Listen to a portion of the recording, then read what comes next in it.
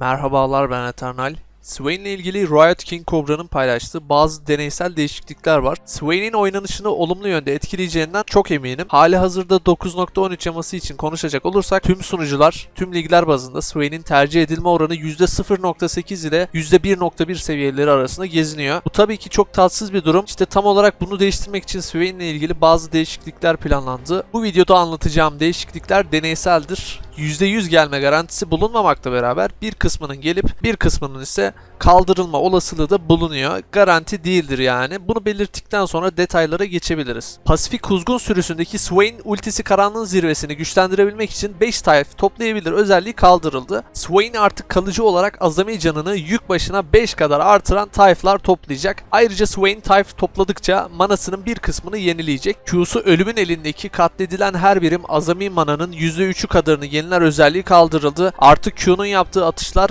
minyonları her seferinde delip geçecek ve rakip şampiyonlara isabet edip patladığında duracak. Q'nun bekleme süresi değerleri de tüm seviyelerde biraz arttı. Ölümün elinin etki alanı yarıçapı 725'ten 625'e kadar düştü.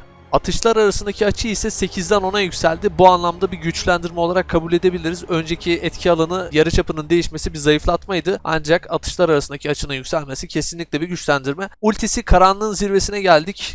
Swain'in W'su İmparatorluğun Gözü ve kımıldama yetenekleriyle alakalı bir değişiklik yok. Doğrudan pasif Q'su ve ultisiyle alakalı değişiklikler var. Ultinin ikinci hali iblis ateşini patlatmak için gereken can eşiği kısıtlaması kaldırıldı. Eskiden bir miktar can çekmeniz gerekiyordu patlatmak için. Bundan bahsediyoruz burada. Ultinin ilk hali gerçekleşirken artık tayf başına fazladan 5 can yeniliyor. Bu da çok büyük bir güçlendirme. Çünkü artık tayf toplamakta sınır yok. Nasus Q'sunu biriktirir gibi tayf biriktirebileceksiniz artık oyun boyunca. Ultide bir iyileştirme kısıtlaması var biliyorsunuz. Hali hazırda minyon ve canavarlara karşı can yenilemesi yaklaşık %80 kadar azaltılıyordu. Bu azaltma %90'a çıktı. Yani minyon ve canavarlara karşı ultinin iyileştirme etkisi %90 daha az olacak. Bir yenilik daha var. Swain artık yakındaki tüm hedeflerden can emebilecek. Eskiden en yakındaki 3 hedef ile sınırlıydı. Ayrıca ultinin ikinci hali iblis ateşinin hasar mantığı da biraz değişti. Eskiden tayf başına 45, 60, 75 taban hasar ve beraberinde yetenek gücünün %21 kadarı hasar sağlıyordu. Şimdi taban olarak 200, 300, 400 hasar verecek